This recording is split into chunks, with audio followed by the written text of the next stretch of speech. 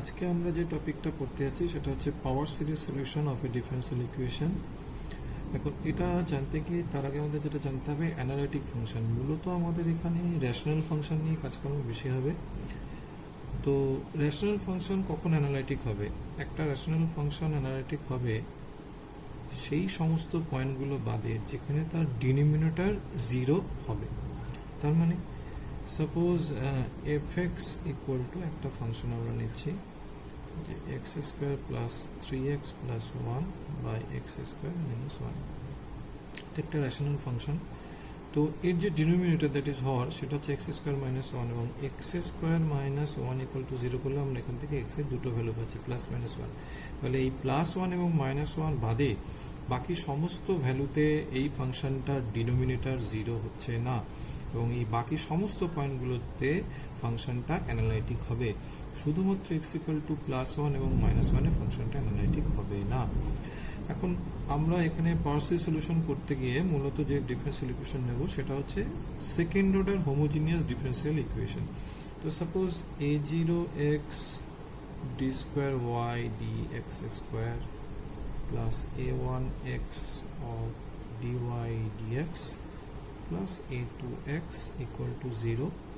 এটা একটা homogeneous linear differential equation of order 2। এখন এটাকে যদি আমরা নর্মালাইজড করি, নর্মালাইজড মিনস এই যে হাইয়েস্ট অর্ডার ডিফারেন্সিয়েশন আছে তার যে সহগ সেটা 1 করতে হবে, দ্যাট ইজ a0x দিয়ে ভাগ করতে হবে। তো করে দেওয়ার পর যেটা দাঁড়াচ্ছে a1x by a0x of dy dx plus a2x by a0x sorry এখানে একটা y হবে of y equal to 0।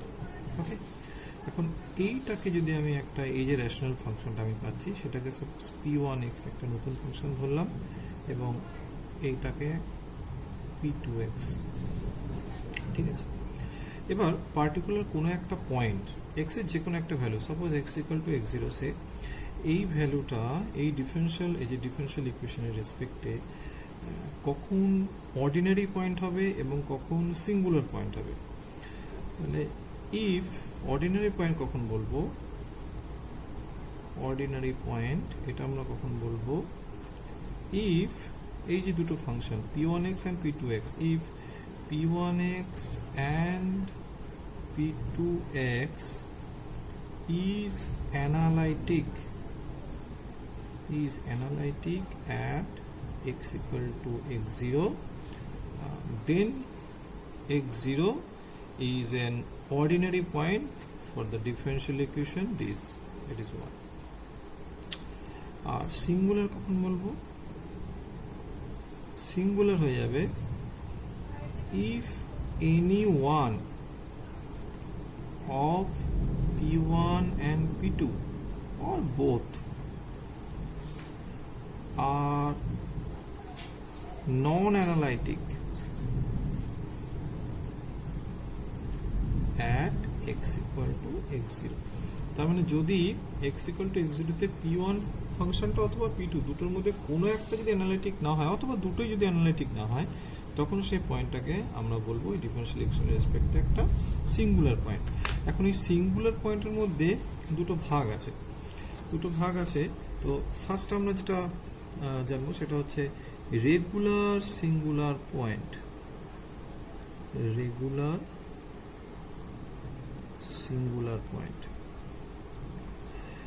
সেটা কি, যেই পয়েন্টটাকে আমরা বিচার করতে চাইছি তার রেসপেক্টে দুটো প্রোডাক্ট ফর্ম আমরা নিচ্ছি, একটা x minus x0 of p1x and আরেকটা product form x minus x0 তার হোল স্কোয়ার অফ p2x। তার মানে p1x এর সাথে x মাইনাস x0 গুণ করছি এবং p2x এর সাথে x মাইনাস x0 তার স্কোয়ার গুণ করছি। গুণ করার পর যে ফাংশন দুটো হবে, যদি এই ফাংশন দুটো suppose x equal to x0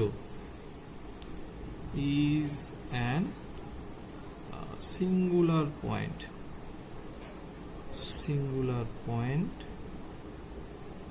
for differential equation 1, এটা ডিক্লেয়ার যে x ইকুয়াল টু x0 একটা সিঙ্গুলার পয়েন্ট।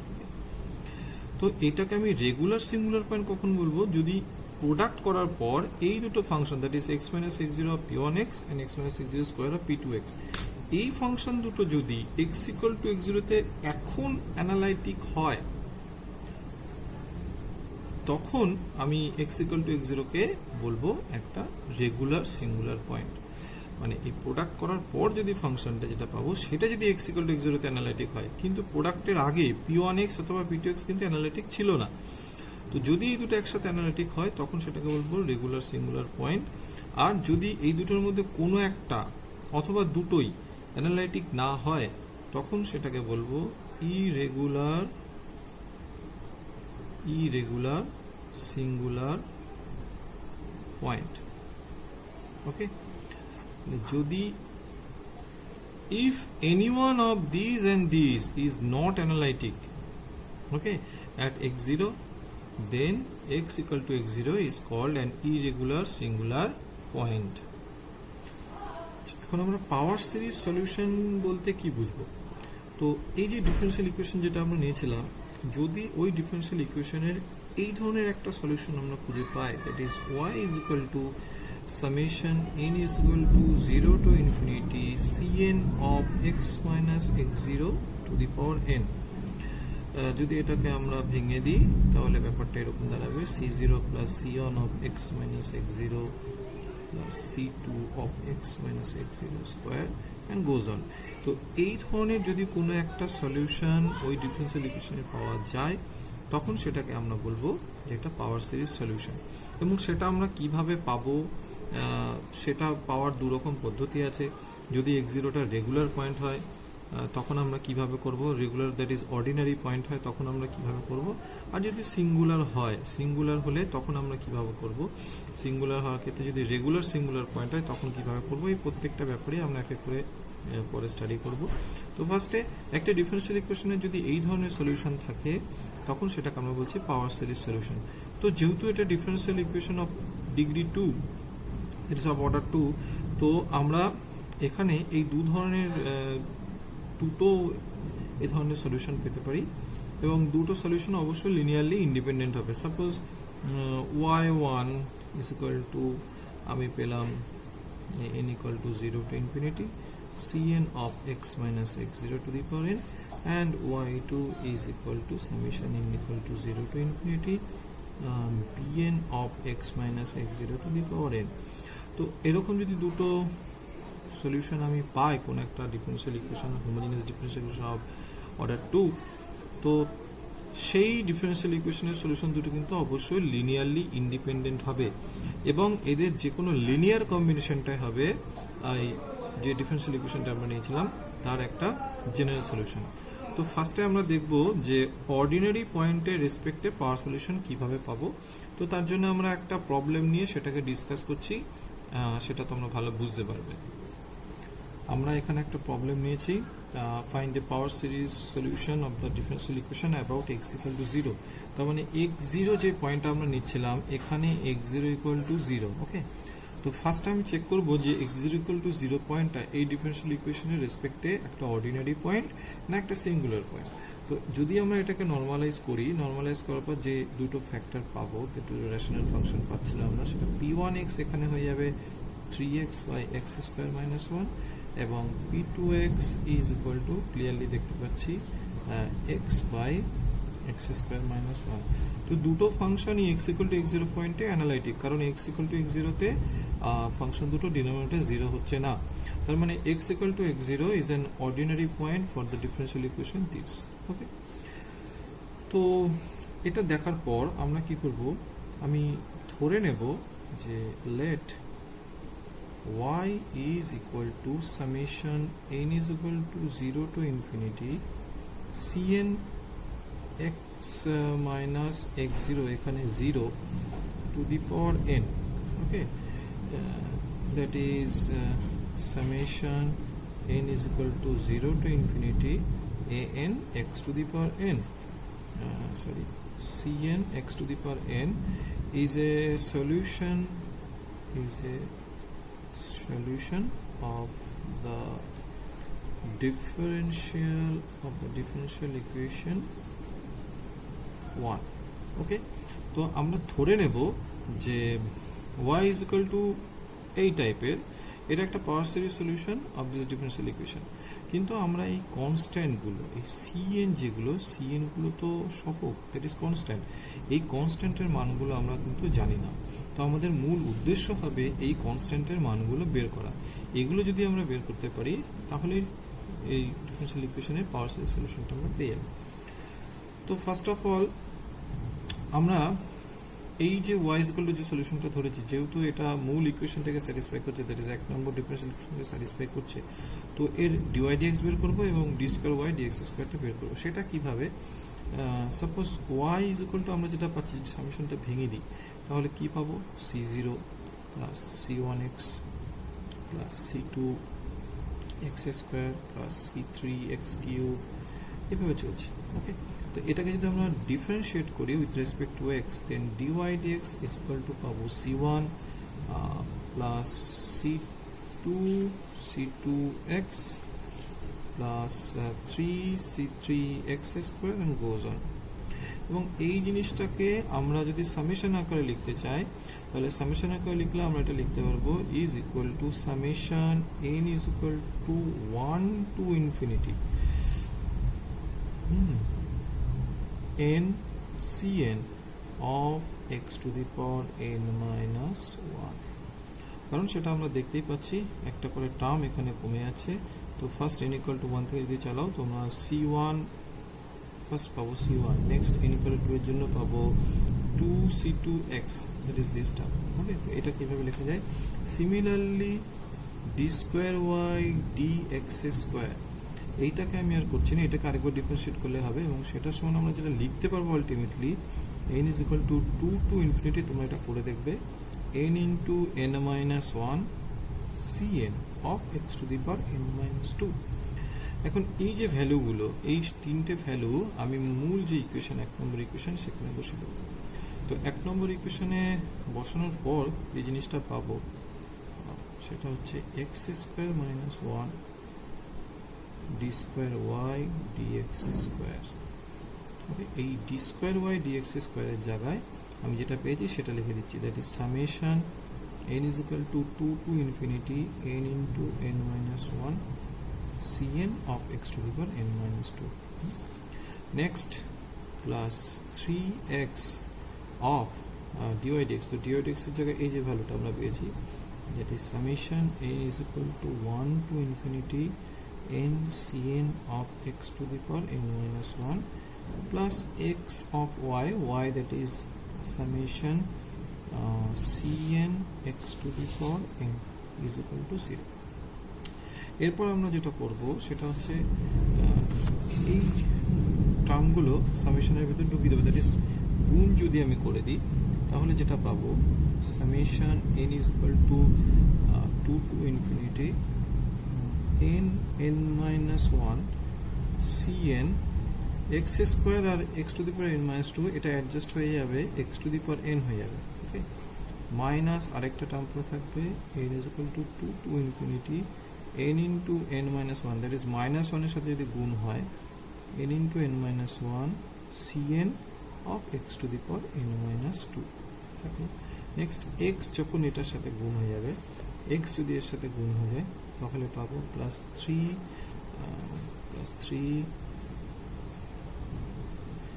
summation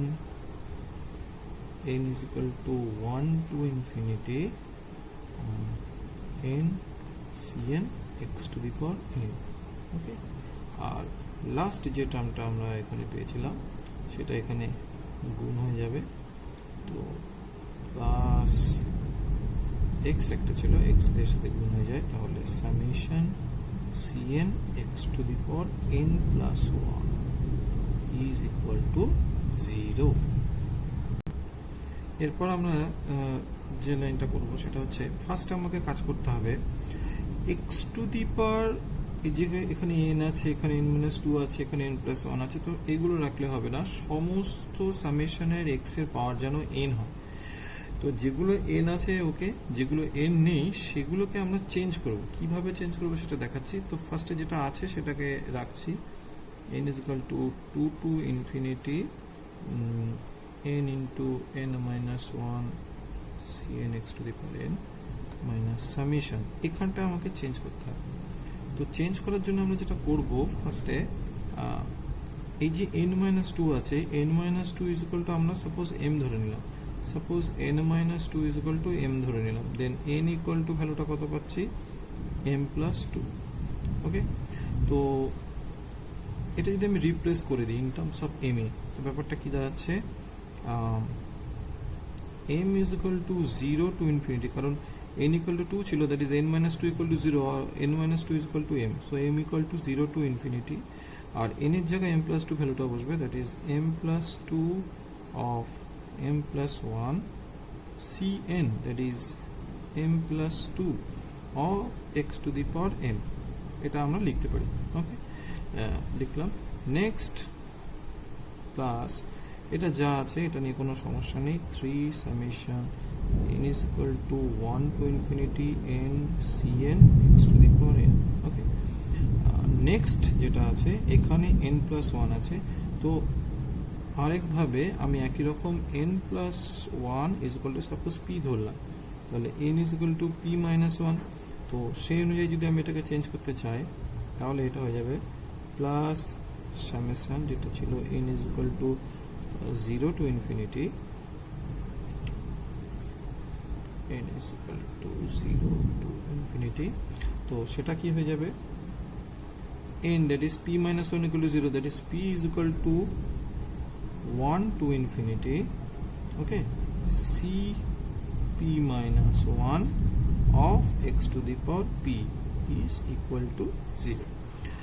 এবার যেহেতু সামেশন, তো সামেশন যেটা রান করছে যে ভেরিয়েবলটা, সেটা n থাকুক p থাকুক m থাকুক ডাজেন্ট ম্যাটার, কারণ আমি n থাকলেও n এর মান 1 2 3 4 করে বসাবো, আবার m থাকলেও, যেমন আমি জিনিসটা বলি, সাপোজ কেউ যদি এরকম লেখে summation n is equal to 0 to infinity an x to the power n, আর summation m is equal to 0 to infinity am x to the power m।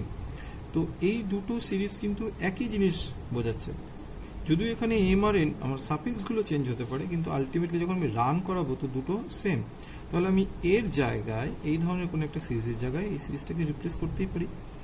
তো আমি এখানে যেগুলো আছে m দিয়ে এবং p দিয়ে, সে সবগুলোকে আমি n দিয়ে রিপ্লেস করতে পারি। তাহলে এখান থেকে আমরা ডিরেক্ট যে লাইনটায় চলে আসবো সেটা এইরকম, summation n is equal to 2 to infinity n into n minus 1 cn x to the power n minus summation, এটাকে চেঞ্জ করে দেবো, n is equal to 0 to infinity n is equal to 0 to infinity n plus 2 of n plus 1 into c n plus 2 x to the power n। এটা convert হয়ে গেল। Next এটা তো যা ছিল তাই, summation n is equal to 1 to infinity n cn of x to the power n plus পরের টার্মটাও আমরা in terms of n A convert করে দিচ্ছি, p is equal to n বসালে n is equal to 1 to infinity cn minus 1 x to the power n।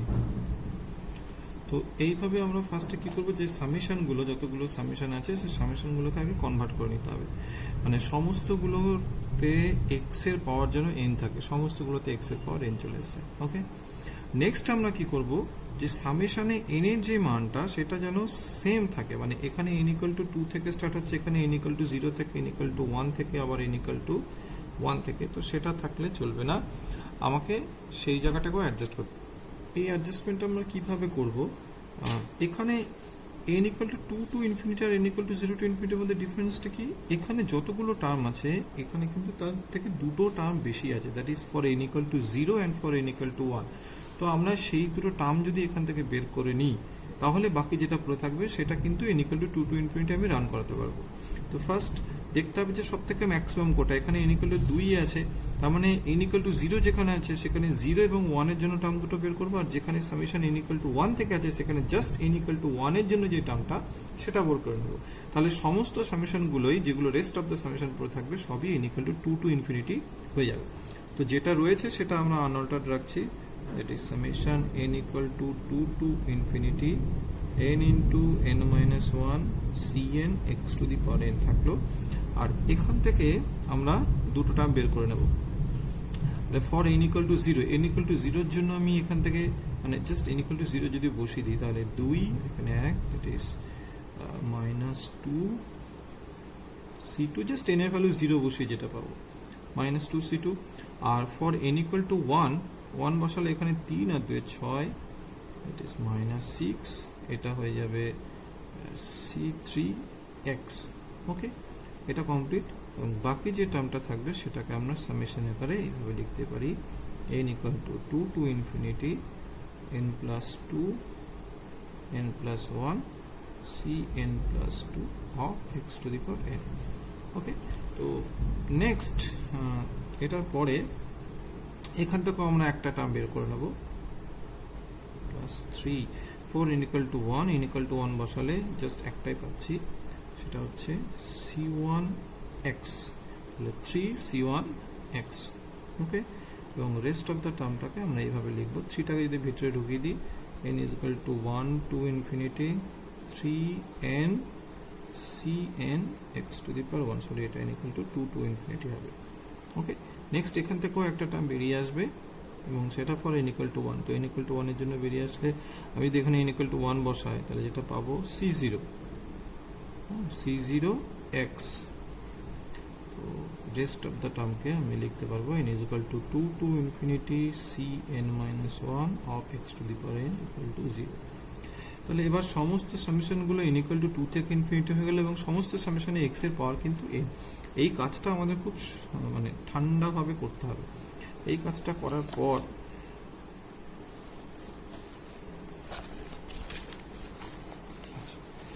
এটা হয়ে গেল। তো এবার আমি যেটা করব সেটা সামেশন বাদে টার্মগুলোকে এক জায়গায় রাখছি, সেটা রাখলে আমি পাচ্ছি মাইনাস 2c2, নেক্সট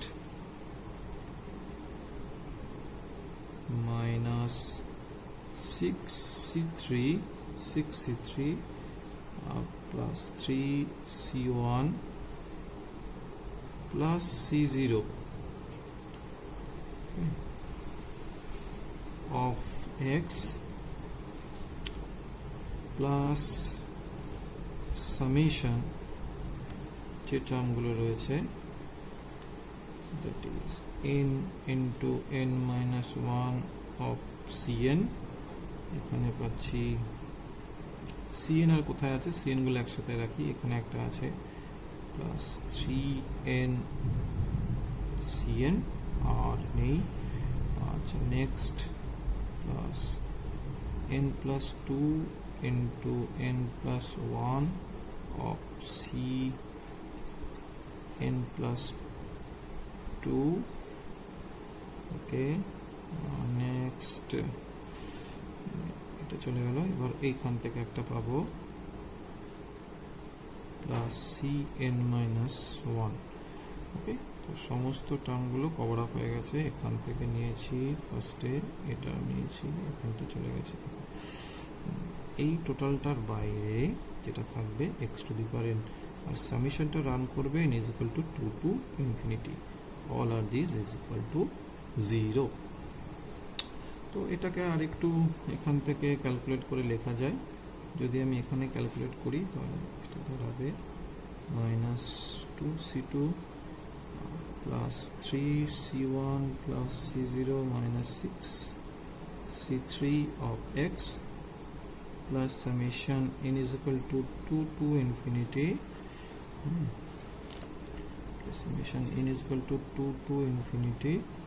এখান থেকে একটা কাটবে, that is n square plus 2n, এই দুটো অ্যাডজাস্ট হয়ে যাবে, of cn plus n plus 2 into n plus 1 of cn plus 2, last এটা plus cn minus 1, all of these with x to the power n is equal to 0।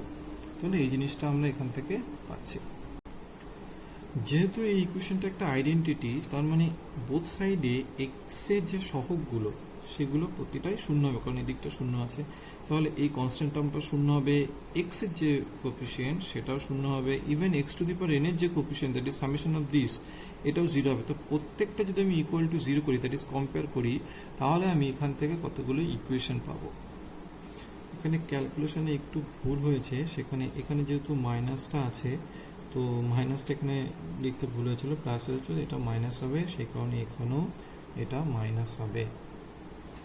এবার ওই both সাইডে যদি আমি ইকুয়েট করি, দ্যাট এক্স এর like পাওয়ারগুলো যদি equate করি, তাহলে আমি মোট তিনটে ইকুয়েশন এখান থেকে পাচ্ছি।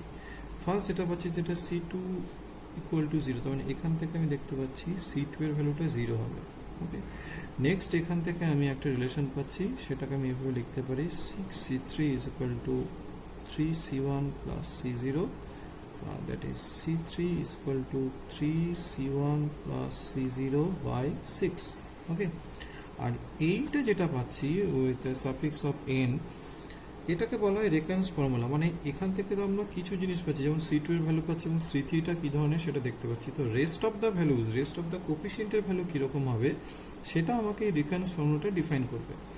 এখান থেকে আমরা যেটা লিখতে পারি, n plus 2 n plus 1 of cn plus 2 is equal to n into n plus 2 of cn plus cn minus 1, or cn plus 2 is equal to n into n plus 2 of cn plus cn minus 1 by n plus 2 into n plus 1. তাহলে এখানে যদি আমি n এর value এক এক করে বসাতে থাকি, তাহলে বাকি ভ্যালুগুলো আমি সব পেতে থাকবো। তো ফার্স্টে c2 আর c3 এর নেচার আমরা in terms of c0 and c1 এ পেয়ে গেছি। তো বাকি যে ফাংশনগুলো পড়ে থাকবে, বাকি যেগুলো দ্যাট ইজ c4 আমি এখান থেকে ভ্যালু পাবো c4 পেতে গেলে আমাকে এখানে n এর ভ্যালু 2 বসাতে হবে। তো n এর ভ্যালু যদি আমি এখানে 2 বসাই, তাহলে কি পাচ্ছি, 2 বসালে এখানে পাবো 2 আর 4, that is 8 c2 plus c1, আর নিচে 2 বসালে 4 আর 3 12। যেহেতু c2 এর ভ্যালু 0, আমরা এখানে দেখেছি c2 0, তো c4 is equal to c1 by 12. Okay, next আমরা এরকম c5 পাওয়ার জন্য, তো যেটা n equal to 3 বসাবো, n equal to 3 যদি আমরা বসাই এই ইকুয়েশনটাতে, তাহলে আমরা ফার্স্ট এই এক্সপ্রেশনটা পাচ্ছি, এবং এই যে c3 যে ভ্যালুটা আমরা এখানে পেয়েছি, সেই ভ্যালুটা যদি এখানে পুট করে ক্যালকুলেশন করলে তোমরা এই জিনিসটাকে পাবে। আলটিমেটলি প্রত্যেকটা ভ্যালুকে ইন টার্মস অফ c0 এবং c1 এ আনতে হবে। তো এইভাবে আমরা c6 c7 আরও পেতে পারি, সমস্ত টার্মগুলো নেওয়ার প্রয়োজন নেই, c4 কিংবা c5 অবধি বের করে আমরা স্টপ করে দেবো। নেক্সট তাহলে সলিউশন যেটা ছিল, আমাদের সলিউশনটা কি ছিল, এই টাইপের সলিউশনটা ছিল summation cn x to the power n, আর n is equal to 0 to infinity, that is এটাকে যদি এক্সপ্রেস করি, c0 plus c1x plus c2x square plus c3x cube plus c4 x to the power 4 plus c5 x to the power 5 and goes on. এবার এই প্রত্যেকটা কনস্ট্যান্টের ভ্যালুগুলো যদি আমরা বসাই, আর সবগুলোই আমরা c0 এবং c1 এর রেসপেক্টে পেয়েছি, তাহলে ফার্স্টে c0 আর c1 এক্সটাকে ছেড়ে দিলাম, নেক্সট c2টা আমরা জানি 0, তাহলে এই টার্মটা অমিট হয়ে যাবে। নেক্সট c3 এর জায়গায় আমরা বসাতে পারি 3c1 plus c0 by 6, c3 ভ্যালুটা এখানে তাই এসে। আচ্ছা, এটা নেক্সট c4 এর ভ্যালুটা আমরা পেয়েছি c1 বাই 12, দ্যাট ইজ এখানে একটা x কিউব হবে। নেক্সট c4 এর ভ্যালু হচ্ছে c1 by 12 of x to the power 4. Next c5 এর ভ্যালু আমরা পেয়েছি c0 by 8 plus 3 by 8 3c1 by 8 of x to the power 5 plus এবার এখান থেকে c0 এবং c1 গুলোকে আলাদা করব, তার মানে c0 এর সাথে যেগুলো আছে দ্যাট ইজ 1, এখানে x cube by 6, next x to the power 5 by 8, R plus c1 c1 এর সাথে যেগুলো আছে that is x plus 3/6 that is half x cube by 2 plus x to the power 4/12 plus 3x to the power 5/8 হ্যাঁ করে যাও। তাহলে ultimately আমরা দেখতে পাচ্ছি দুটো পাওয়ার সিরিজ সলিউশন পেয়ে গেলাম এবং দুটো পাওয়ার সিরিজের এটা একটা লিনিয়ার কম্বিনেশন C0 এবং C1 এর রেসপেক্টে, যেখানে C0 এবং C1টা কনস্ট্যান্ট। তো এইটা হয়ে গেল আমাদের যে গিভেন ইকুয়েশন ছিল তার একটা পাওয়ার সিরিজ সলিউশন। ওকে, এইভাবে আমাকে সলিউশনগুলো বের করতে হবে।